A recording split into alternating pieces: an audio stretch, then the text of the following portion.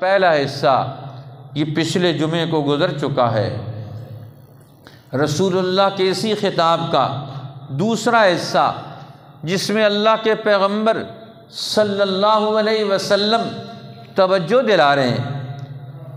فرمایا اس مہینے کی رات اور دن کی سرگرمیاں تمہاری کون سی ہوں گی؟ تم اس میں کیا کیا امور سر انجام دو گے؟ کیا کیا اعمال تم نے اس میں وجود میں لانے؟ ان کی نوعیت کیا ہوگی؟ تمہیں ان کی نوعیت کا تعین کرنا ہے، پھر ان کے اثرات کا تعین ہوگا، ان کے نتائج کا ترتب ہوگا۔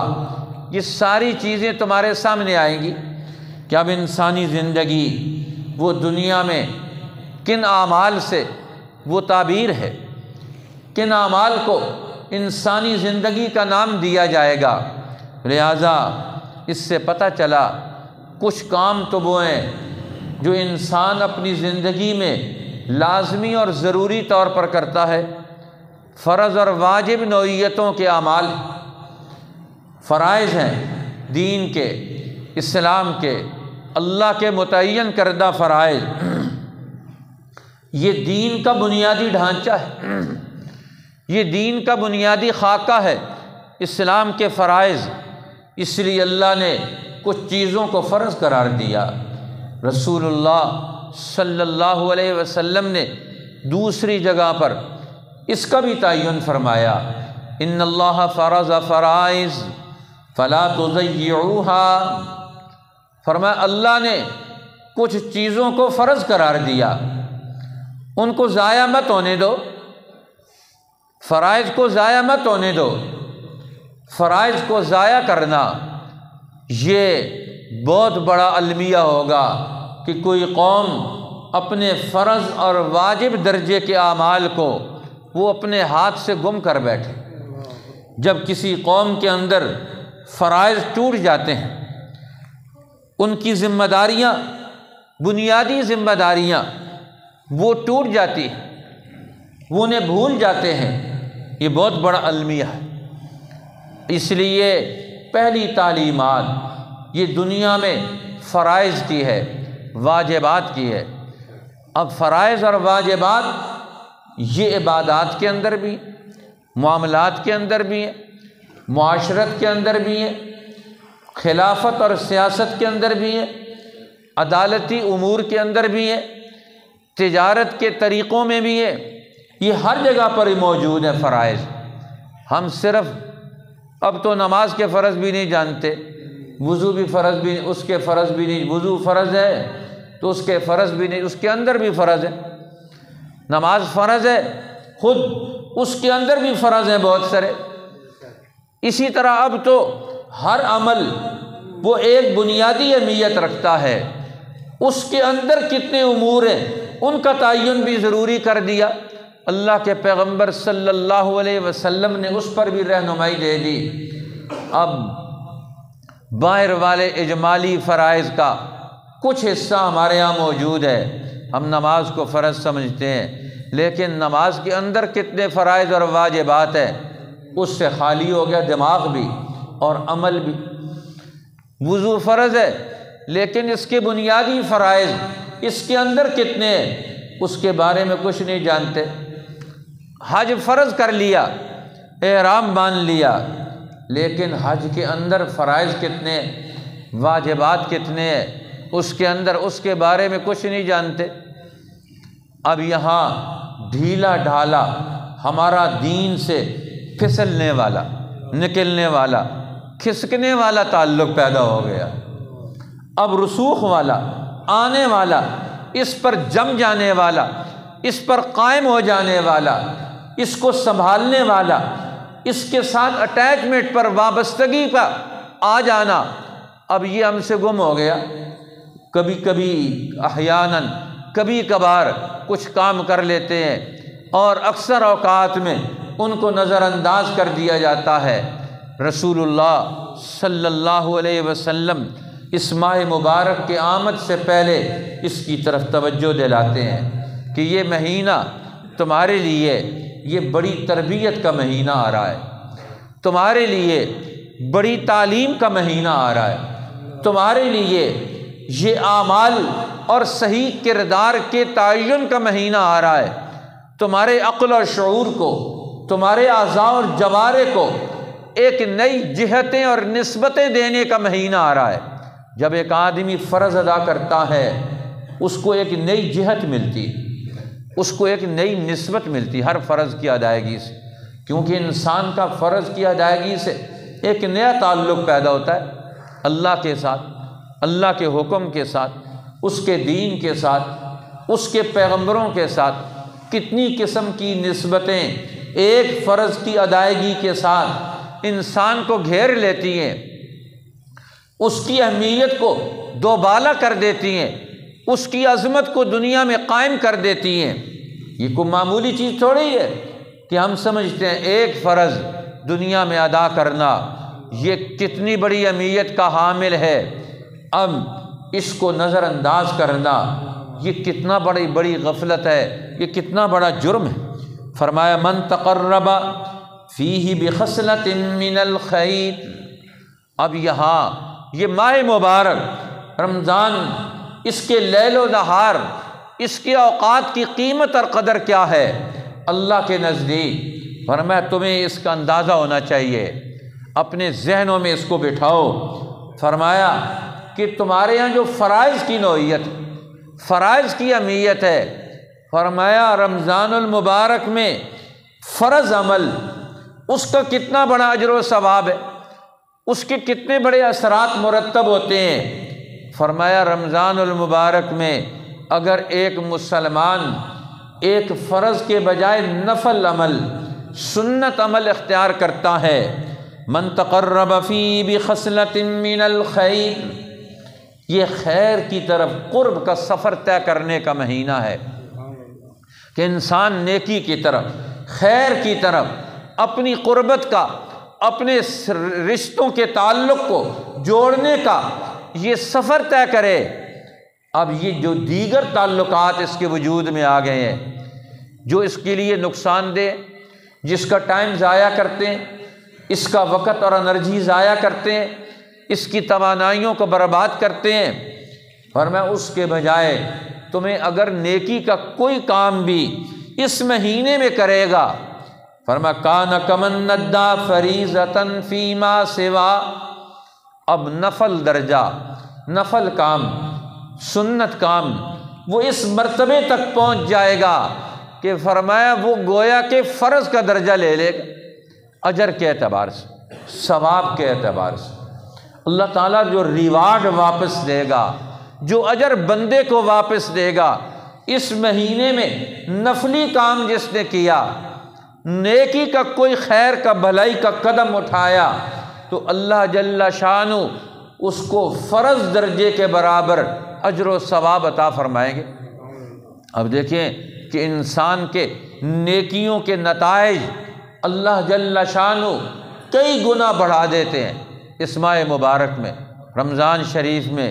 اس کے ہر عمل کا مرتبہ بڑھ جاتا ہے، اس کا اجر و ثواب بڑھ جاتا ہے، اس کی رزلٹس بڑھ جاتے ہیں، نتائج زیادہ آتے ہیں۔ 10 نمبر کا کام کریں گے، 20 نمبر کا کام کریں گے، 30 نمبر کے کام کریں گے، نتیجہ 100 نمبر والا آئے گا۔ اب کام وہ آپ کسی بھی درجے کا کر رہے ہیں، نفلی کام، خیر کا کوئی کام، فرمایا نتیجہ کیا نکلے گا؟ فرمایا کان کمن ندی فریضۃ فیما سوا، گویا اس نے رمضان المبارک کے علاوہ ایک فرض جو ادا کیا تھا، رمضان میں اس نفلی کام پر اتنا بڑا اجر و ثواب ملے گا۔ اب یہاں فرمایا من تقرب فیہ بخصلۃ، اب نیکی کا ہر کام یہ انسان کو اللہ کا قرب دلاتا ہے۔ جو نیکی کے کام کے ذریعے سے اللہ کا قرب حاصل کرتا ہے۔ اب انسان کے قرب کے کئی دائرے ہیں۔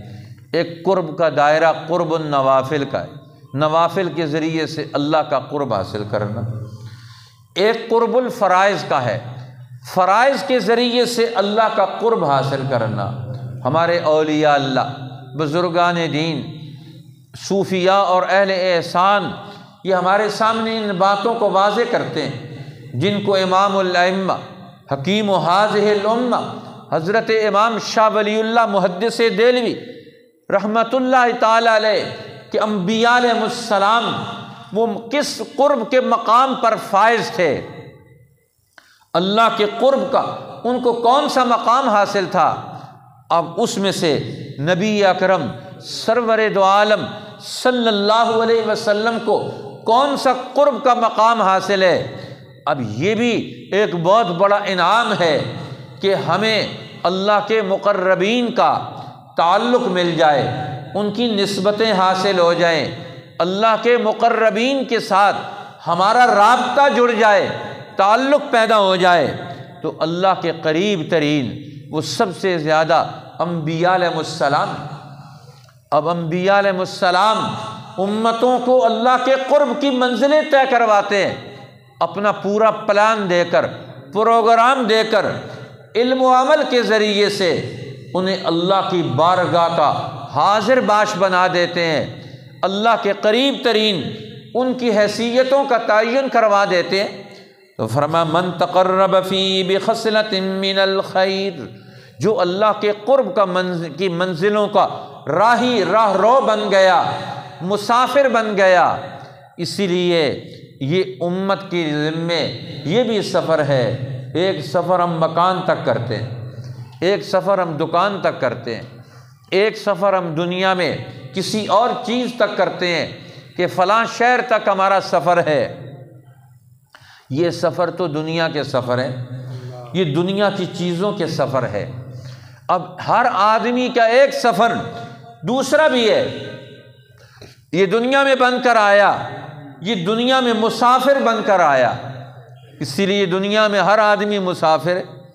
لیکن یہ کون سا مسافر ہے؟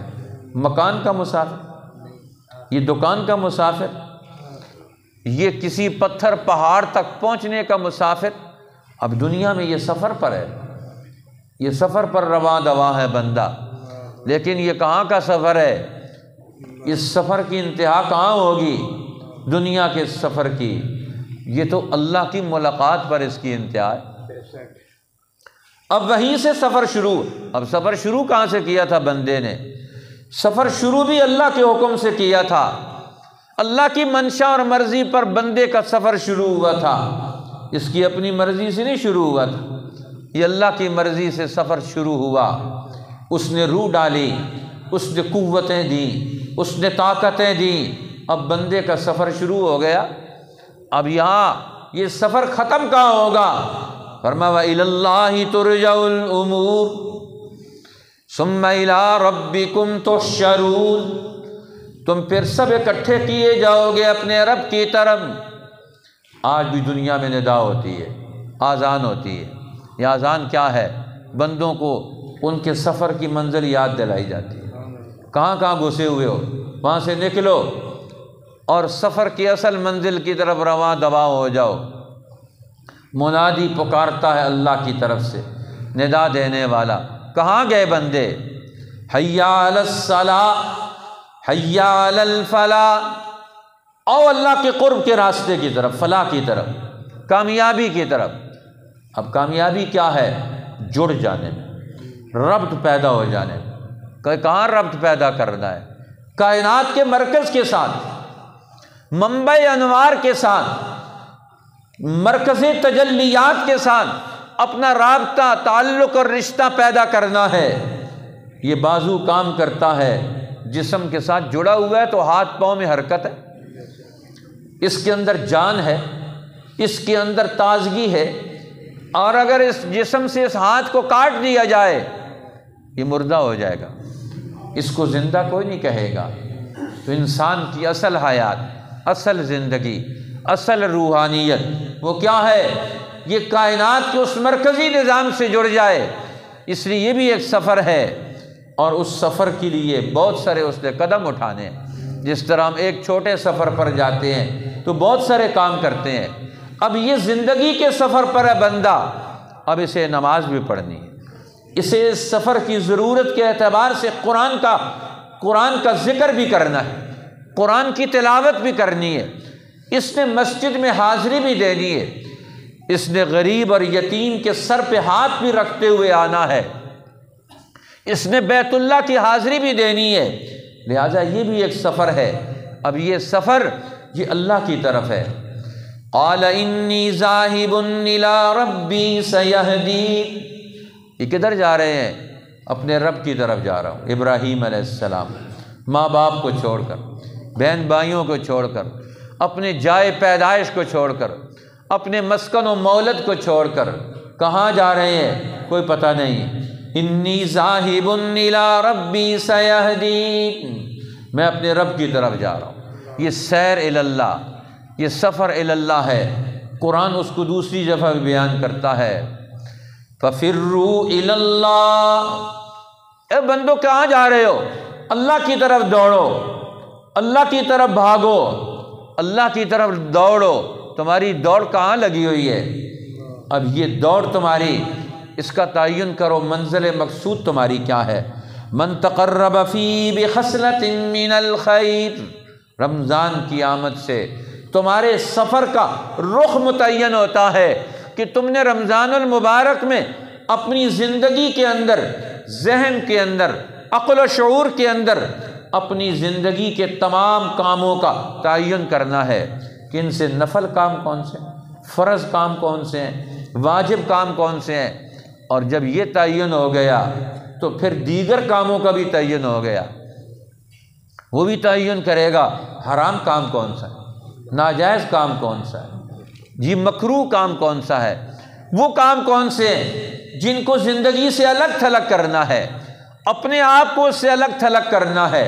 رمضان المبارک میں ایک بندہ مومن کو یہ پریکٹس کروائی جاتی ہے کہ تم نے اپنے اعمال و کردار کا تجزیہ کرنا ہے، ان کو کھنگالنا ہے، ان کو چھاننا ہے۔ یہ تم نے جو خس و خاشاک اور ادھر ادھر کی چیزیں اور غلط کام اپنی زندگی کا حصہ بنا لیے، ان سے نکلو، ان سے توبہ کرو، ان کو چھان دو، ان سے نکل کر، کیونکہ غلط کام انسان کی زندگی میں شامل ہوتے ہیں۔ وہ کہاں سے شامل ہوتے ہیں؟ وہ شیطان کے ذریعے سے شامل ہوتے ہیں۔ شیطان چاہتا ہے کہ سارے غلط کام ان کی زندگی میں داخل کر دوں۔ ہر قوم کا دشمن چاہتا ہے ان کی ساری پالیسیاں غلط ہو جائیں، ان کے سارے کردار بدل جائیں، یہ غلط ٹریک پر، غلط راستے پر چل کھڑے ہوں۔ کسی نے پوچھا ایک دیہاتی سے، کہاں جا رہے ہو؟ اس نے کہا کعبۃ اللہ جا رہا ہوں، حج کرنے کے لیے جا رہا ہوں۔ اس نے کہا سبحان اللہ، ارادے تو بہت اونچے ہیں، نیت تو بہت بلند ہے، کعبۃ اللہ جا رہے، نیت تو بہت اونچی رکھی ہوئی، خیال بلند رکھے ہوئے ہیں، لیکن عمل کیا ہے؟ نیچے راستہ کون سے چل رہے ہو؟ وہ کہنے لگے، اسی علامہ جامی نے کہا یا علامہ رومی نے، کسی اللہ والے نے اس کو تعبیر کیا۔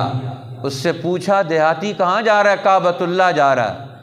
اس نے ایرا کے تو می روی بترکستانس، یہ کعبۃ اللہ کا راستہ نہیں ہے، یہ تو ترکستان کا راستہ ہے، کعبۃ اللہ کا تو دوسرا راستہ ہے۔ وہ کہتا نہیں، میں تو اسی راستے سے کعبۃ اللہ جاؤں گا۔ سود کا مال لے کر، حرام کمائی کر کے، یتیم کا مال ہڑپ کر کے، قرآن کو بند کر کے، نمازوں کو اوقات سے الگ کر کے، روزوں کو اپنی مرضی سے ڈیل کر کے، حج کو اپنی مرضی سے ادا کر کے، کاروبار کو شیطانوں اور دنیا کے ہر باطل کے حکم پر لا کر ہم کہتے ہیں ہم اللہ کی طرف جا رہے ہیں۔ انہوں نے کہا ایرا کے تو می روی بترکستانس، ایرا کے تو میں روی کعبہ نہ رسد، جس راستے پر چل رہا ہے اس کا منزل مقصود کعبۃ اللہ نہیں ہے، یہ راستہ ہی اور ہے، نیت اونچی ہے، ارادے بلند ہیں، لیکن نیچے عمل کون سا ہے اس کا تو تعین کرو۔ کدھر جا رہے ہو؟ کیوں جا رہے ہو؟ تمہارے کیا خیالات ہیں اور تمہارا عملی نظام کیا ہے؟ اپنے خیالات اور ارادوں میں اور اپنی عملی زندگی کے ڈھانچے پر غور کر لو، تمہارے اعمال کون سے ہیں؟ اللہ کے رسول یہ تعین کروا رہے ہیں رمضان کی آمد کے خطبے میں، من تقرب فی بخصلۃ من الخیر، جس نے ارادے اللہ کی نیت سے کیے ہوئے کہ اپنی نیت کو اللہ کے حکم سے ملا دے۔ نیت تو یہ ہے، ارادہ تو یہ ہے کہ اللہ کا حکم میری نیت اور ارادہ بن جائے، لیکن عمل کون سا ہے؟ وہ عمل نیکی کا ہے کہ نہیں؟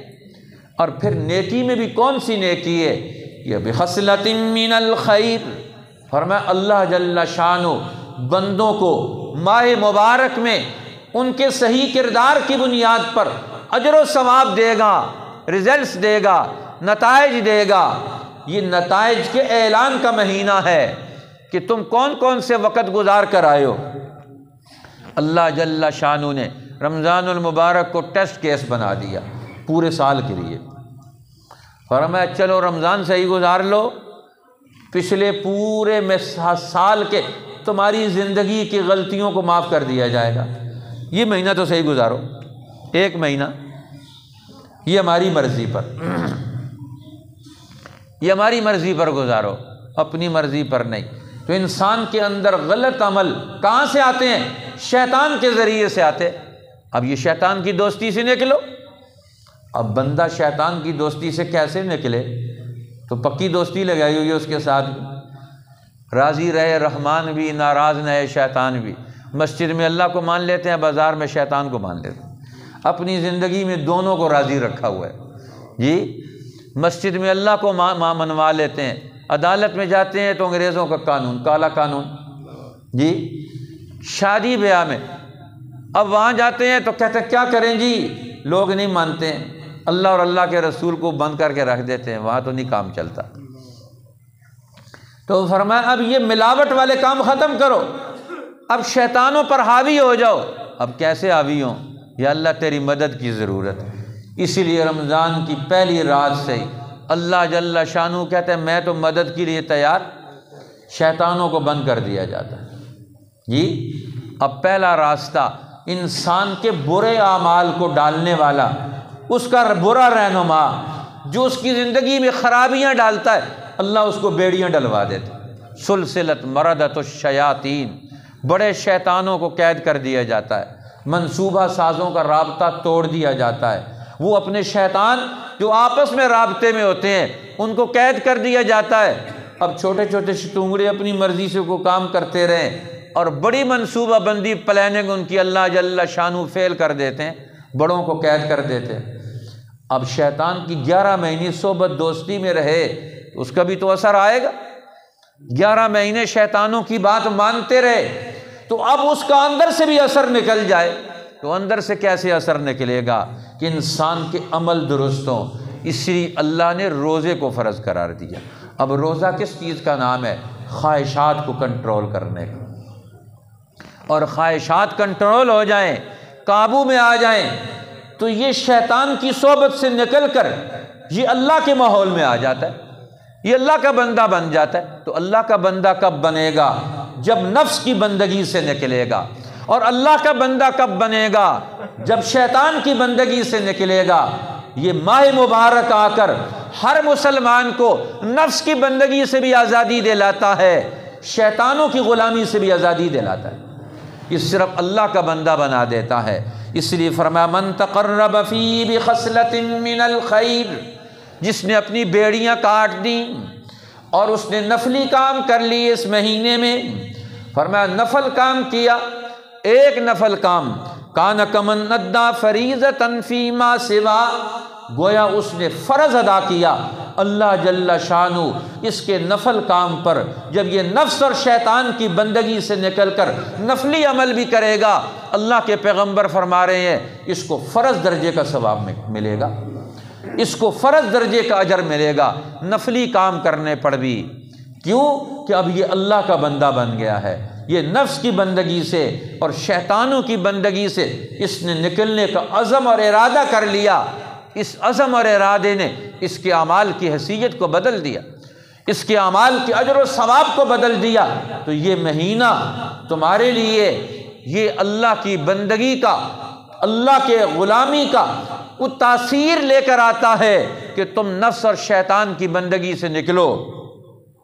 اور جس نے فرض ادا کیا تو اللہ فرماتے ہیں ومن ادا، اللہ کے پیغمبر فرما رہے ہیں ومن ادا فریضۃ فی، کان کمن ادا 70 فریضۃ فیما سوا، اور جس نے ایک فرض اس مہینے میں ادا کیا تو گویا اس نے 70 فرض ادا کیے رمضان المبارک کے علاوہ میں۔